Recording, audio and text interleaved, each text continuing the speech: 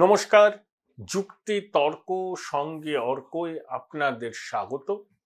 আপনাদের সঙ্গে আমি অর্কপ্রভ সরকার।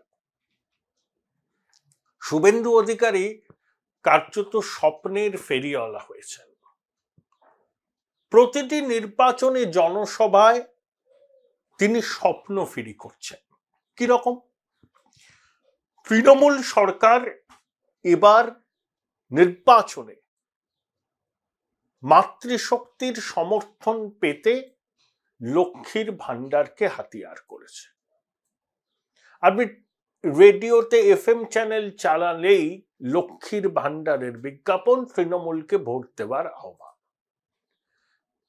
লক্ষ্মীর ভান্ডারে আগে পেতেন মাতৃশক্তি 500 টাকা, বেড়ে হয়েছে 1000 টাকা।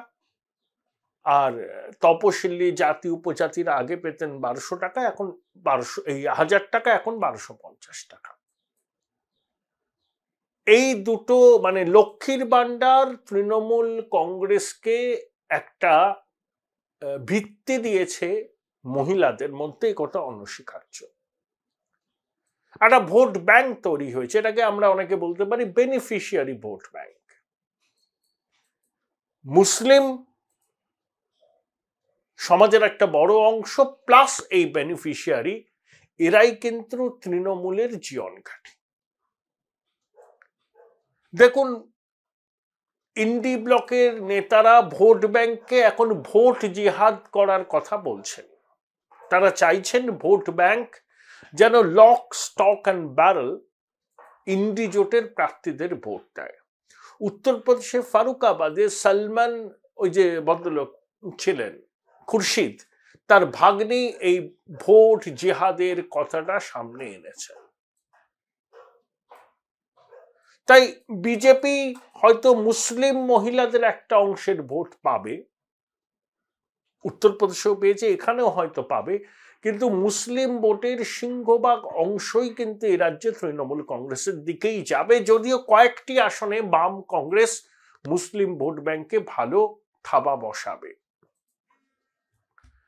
যেমন দুটো মালদা, মুর্শিদাবাদ, দিনাজপুর, নদিয়ার একাত্রা 8-9টা অংশ আছে। সেখানে মুসলমান ভোটাররা বাম কংগ্রেসের দিকে অনেকটা ঝুঁকে পড়তে পারেন বলে অনেকে মনে করছেন। আর বাকি জায়গায় তারা কিন্তু তৃণমূলকেই ভোট দেবেন। সিংহভাগ অংশ, কিছু অংশ হয়তো বিজেপিকে দেবেন, যারা অন্য রকম ভাবে ভাবেন, যারা ন্যাশনাল মেইনস্ট্রিমের সঙ্গে নিজেদের যুক্ত করতে চান। কিন্তু মহিলাদের মধ্যে তৃণমূল কংগ্রেসের যে ভিত গড়ে উঠেছে, যদিও সন্দেশখালীর ঘটনার পর সেই ভিত অনেকটাই দুর্বল হয়েছে, কিন্তু তা সত্ত্বেও একটা মজবুত ভিত আছে, সেটাকেই শুভেন্দু ভাঙতে চাইছেন। তাই তিনি স্বপ্ন ফেরি করছেন, প্রতিশ্রুতি দিচ্ছেন। কি প্রতিশ্রুতি? লক্ষ্মীর ভান্ডারের কাউন্টার হচ্ছে অন্নপূর্ণা ভান্ডার। সেখানে কত টাকা পাওয়া যাবে? 3000 টাকা। বিজেপি সরকার করলে প্রথম ক্যাবিনেটে এটা পাশ হবে। তাছাড়া যা যা ভাতা তৃণমূল সরকার দেয় লোকশিল্পীদের থেকে শুরু করে সবাইকে, সেই ভাতা ন্যূনতম হবে 3000 টাকা। কোনো অনুদান বা ভাতা বন্ধ হবে না, বরঞ্চ ভাতার অঙ্ক বাড়বে।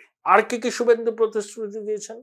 প্রতি বছর স্বচ্ছভাবে স্কুল সার্ভিস কমিশনের পরীক্ষা, বিভিন্ন চাকরির পরীক্ষা, 0 পদে নিয়োগ, সরকারি কর্মচারীদের বকেয়া দিয়ে দেওয়া, এবং একই সঙ্গে রাজ্যের শিল্প আনা। এটা দক্ষিণ 24 পরগনাটা সবাই শুভেন্দু বলেছেন, আমি শুনলাম, যে প্রয়োজনে হাতে পায়ে ধরে টাটাকে নিয়ে আসবো।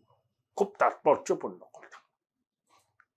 দেখুন, টাটার সিঙ্গুর থেকে চলে যাওয়ার পিছনে কারণ কি সে সম্পর্কে দিস্তা দিস্তা নিউজ প্রিন্ট খরচ হয়েছে। আমরা অনেক কথা বলেছি।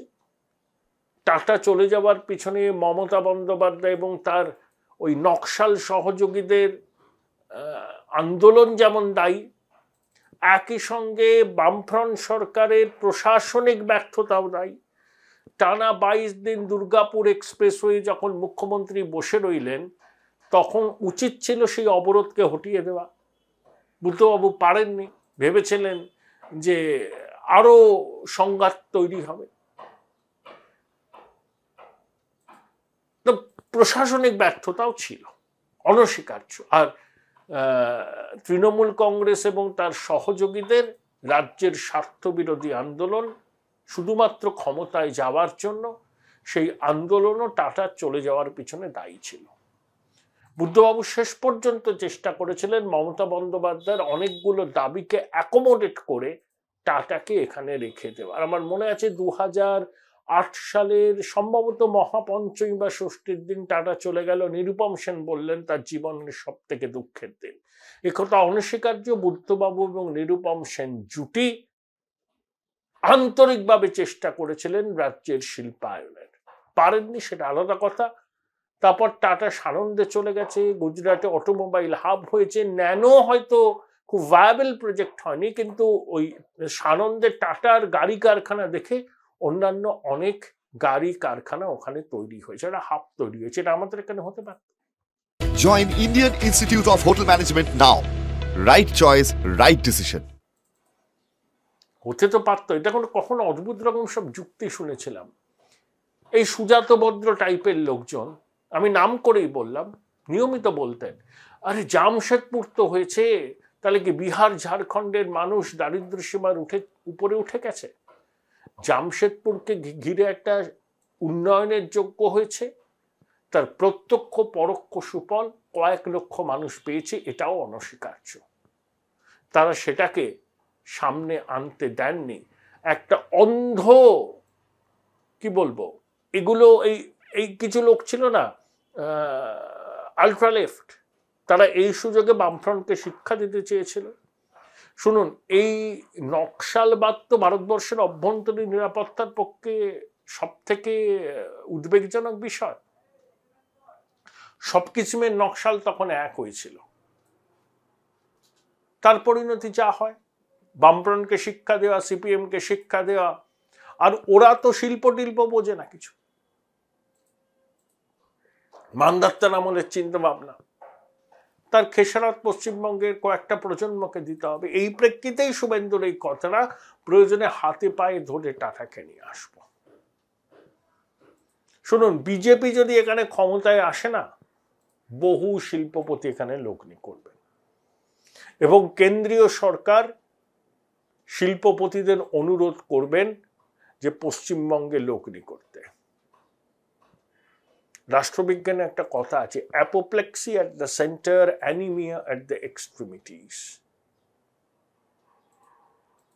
কেন্দ্র রক্ত প্রাচুর্যে ভুগছে আর প্রান্ত রক্তাল্পতায় ভুগছে, সেটা দেশের বিকাশের পক্ষে ঠিক নয়।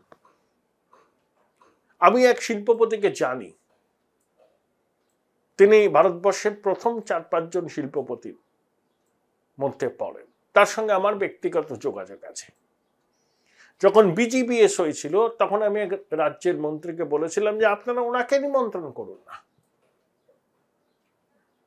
কিন্তু অবাক হয়ে দেখলাম সেই শিল্পপতিকে নিমন্ত্রণই করা হয়নি।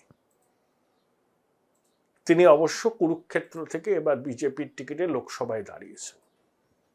তাকে আমি ব্যক্তিগতভাবে চিনি প্রায় 10 বছর ধরে। কলকাতার একটি সরকারি বিশ্ববিদ্যালয়ে তাকে আমি অতিথি করেও নিয়ে এসেছিলাম, যে ছাত্রছাত্রীদের ইনোভেশন, কোথায় এমপ্লয়মেন্টের অপরচুনিটি, এন্টারপ্রেনিউর স্কিল, এইসবে নিয়ে খুব সুন্দর একটা পেপ টক তিনি দিয়েছিলেন। কিন্তু দুর্ভাগ্যের বিষয়, সেই ভদ্রলোক বিজিবিএসে আমন্ত্রণ পায়নি। আসলে বিজিবিএস বলে যেটা হয়, সেটা মোৎসব, সরকারি পয়সায় মোৎসব। মুখ্যমন্ত্রী বলেছিলেন না শ্বেতপত্র প্রকাশ করবেন, কয়েক লক্ষ কোটি টাকার প্রস্তাব এসছে, এত নাকি কি বাস্তবায়িত হয়ে গেছে। কোথায়? মুখ্যমন্ত্রী কটা কারখানা উদ্বোধন করেছেন, কটা লোকের চাকরি হয়েছে, কটা মৌচে সাইন হলো, মোয়া কত হলো। দেখবেন কোনোদিন শ্বেতপত্র প্রকাশ করবে না। পশ্চিমবঙ্গকে বিনিয়োগের গন্তব্য হিসাবে ক্যাপ্টেন্স অফ ইন্ডাস্ট্রি আর মনে করে না। তার কারণ রাজ্যে ক্ষমতাসীন এই সরকার। সেই ধারাটাকে পরিবর্তন করতে হবে। দেখুন, বামেরা এখন আর্টিফিশিয়াল ইন্টেলিজেন্স ব্যবহার করে বুদ্ধবাবুর বক্তব্য রাখছে, খুব ভালো কথা, বিলম্বিত বোধোদয়। এই বামেরাই একসময় রাজ্যে কম্পিউটার ঢুকতে দেয়নি। প্রায়শ্চিত্ত করছে, খুব ভালো। সবারই অতীতের ভুল থেকে শিক্ষা নিয়ে এগোনো উচিত। ভুল হতেই পারে, কিন্তু ভুলকে আঁকড়ে থেকে পথ চলাটা ঠিক নয়। বামেরা নিজেদের ভুল বুঝতে পেরে পরিবর্তিত করেছেন নিজেদের, কিন্তু রাজ্যের ক্ষমতাসীন দলের তো কোনো নীতি আদর্শের বালাই নেই, কিচ্ছু নেই, কিচ্ছু নেই। যে কোনো মূল্যে ক্ষমতায় টিকে থাকবো, আর ভাতা ভাতা ভাতা, না করব স্থায়ী সম্পদ সৃষ্টি, না করব চাকরির সুযোগ তৈরি। 55 লক্ষ ছেলে মেয়ে এখান থেকে বাইরে আছে, অন্যান্য রাজ্যে কাজ করছে, এবং এই পরিযায়ী শ্রমিকদের একটা বড় অংশ ভোট ব্যাংক। তারা অনেকেই আসছে না, তাই মুখ্যমন্ত্রী উদ্বিগ্ন হয়ে উঠেছেন। ভোট ব্যাংক ভোট না দিলে তার পক্ষে তো মুশকিল। এই প্রেক্ষিতে শুভেন্দুবাবুর বক্তব্যকে দেখতে হবে, খুব তাৎপর্যপূর্ণ। একদিকে সামাজিক কর্মসূচিগুলো জারি থাকবে, তাতে অনুদান বাড়ানো হবে, 450 টাকায় গ্যাস, প্রতি বছর নিয়ম করে এসএসসি এবং অন্যান্য সরকারি পরীক্ষা সব শূন্য পদে নিয়োগ, এবং সরকারি কর্মচারীদের যা ডিএ বকেয়া সেই ডিএ দিয়ে দেওয়া হবে, এবং সব থেকে তাৎপর্যপূর্ণ, প্রয়োজনে টাটাকে হাতে পায়ে ধরে এখানে আনতে হবে।